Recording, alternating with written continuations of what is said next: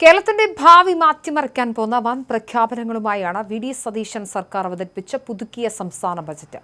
ഒരേ സമയം യുവതലമുറയ്ക്കും വയോജനങ്ങൾക്കും ഒരുപോലെ തുല്യ പ്രാധാന്യം നൽകുന്ന ഒന്നായി മാറിയിരിക്കുകയാണ് ബജറ്റ്.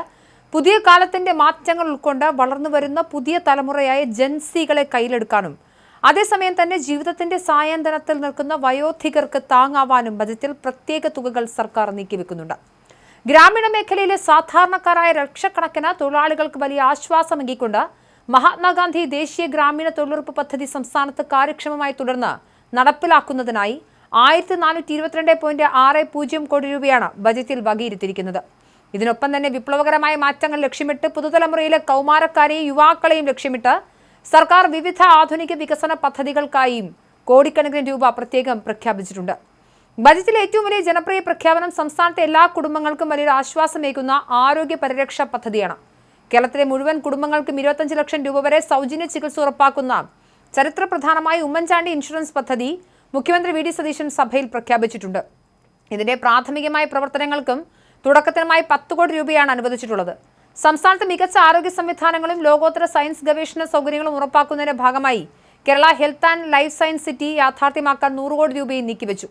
ഇതിനൊപ്പം തന്നെ വയോജനങ്ങളുടെ വിവിധ ക്ഷേമ പ്രവർത്തനങ്ങൾ ഏകോപിപ്പിക്കുന്നതിനായി വയോജന വകുപ്പിന്റെ പ്രവർത്തനങ്ങൾക്ക് മാത്രം ആദ്യഘട്ടത്തിൽ 10 കോടി രൂപയാണ് അനുവദിക്കുന്നത്.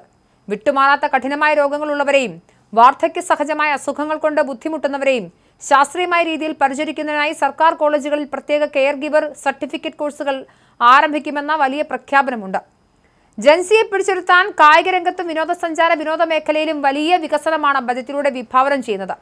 കേരളത്തിലെ പ്രത്യേകിച്ച് മലബാറിലെ ഫുട്ബോൾ ഭ്രാന്തന്മാർക്കുള്ള വലിയ ആശ്വാസമാകുന്ന ഒരു പ്രഖ്യാപനമുണ്ട്. മലബാറിലെ ഫുട്ബോൾ പ്രതിഭകളെ ചെറുപ്പത്തിൽ തന്നെ കണ്ടെത്തി അവർക്ക് ആഗോളതലത്തിലുള്ള പ്രോത്സാഹനവും പരിശീലനവും നൽകാൻ അത്യാധുനിക സജ്ജീകരണങ്ങളോടെ മലബാറിൽ വലിയൊരു സ്റ്റേഡിയം നിർമ്മിക്കുന്നതിനായി 50 കോടി രൂപ വകയിരുത്തിയിട്ടുണ്ട്. മലബാറിൽ അന്താരാഷ്ട്ര നിലവാരത്തിലുള്ള ഫുട്ബോൾ സ്റ്റേഡിയം നിർമ്മിക്കുന്നതിനൊപ്പം സാംസ്കാരിക സിനിമാ ലോകത്തിന് വലിയ ഊർജ്ജം പകർന്ന് കൊച്ചിയിൽ JC ഡാനിയൽ ഫിലിം സിറ്റി സ്ഥാപിക്കുമെന്നും പ്രഖ്യാപനമുണ്ട്. വിദ്യാർത്ഥികൾ നാട് വിട്ടുപോകുന്ന അവസ്ഥയാണ് കേരളത്തിലുള്ളത്. അതുകൊണ്ട് തന്നെ ഉന്നത വിദ്യാഭ്യാസ രംഗത്തും തൊഴിൽ മേഖലയിലും വലിയ വിപ്ലവമാണ് സർക്കാർ ലക്ഷ്യമിടുന്നത്. ആഗോള തൊഴിൽ വിപണിയിലെ മാറ്റങ്ങൾ തൊട്ടറിയാനും അതനുസരിച്ച് നമ്മുടെ ഉദ്യോഗാർത്ഥികളെ പ്രാപ്തരാക്കാനുമുള്ള ഗ്ലോബൽ ജോബ് വാച്ച് ടവർ, സംസ്ഥാനതല future skills and employment intelligence mission എന്നിവയ്ക്കായി 2 കോടി രൂപ മാറ്റിവെച്ചു. സംസ്ഥാനത്തേക്ക് കൂടുതൽ ആഗോള നിക്ഷേപങ്ങൾ ആകർഷിക്കാൻ വേണ്ടി പ്രത്യേകമായി ഇൻവെസ്റ്റ് കേരള സെൽ രൂപവൽക്കരിക്കുമെന്നും ധനവകുപ്പിന്റെ ചുമതലയുള്ള മുഖ്യമന്ത്രി വ്യക്തമാക്കി. ഉന്നത വിദ്യാഭ്യാസ രംഗത്ത് വൻ കുതിച്ചുചാട്ടം ലക്ഷ്യമിട്ട് രാജ്യത്തെ പ്രമുഖ IIT മാതൃകയിൽ അത്യാധുനിക റിസർച്ച് പാർക്ക് നിർമ്മിക്കുന്നതിനായി 60 കോടി രൂപ ബജറ്റിൽ നീക്കിവെച്ചു.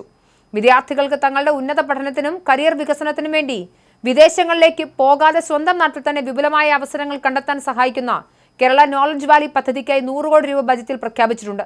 വിദ്യാർത്ഥികൾക്കും ജനങ്ങൾക്കും ഒരുപോലെ മികച്ച അവസരങ്ങൾ നൽകുന്ന നോളജ് വാലി പദ്ധതിയിലൂടെ യുവാക്കൾക്ക് സംസ്ഥാനത്ത് തന്നെ ജോലി ഉറപ്പാക്കുകയാണ് ലക്ഷ്യം. സാമൂഹിക പുരോഗതി ലക്ഷ്യമിട്ടുള്ള ബജറ്റിൽ പിന്നാക്ക ജനവിഭാഗങ്ങളുടെ വിദ്യാഭ്യാസപരമായ ഉന്നമനത്തിനായി വലിയ തുകയും മാറ്റിവെച്ചു. ഇതിന്റെ ഭാഗമായി വയനാട് ട്രൈബൽ സർവകലാശാലയുടെ വികസന പ്രവർത്തനങ്ങൾക്കായി 50 കോടി രൂപ ബജറ്റിൽ അനുവദിച്ചു.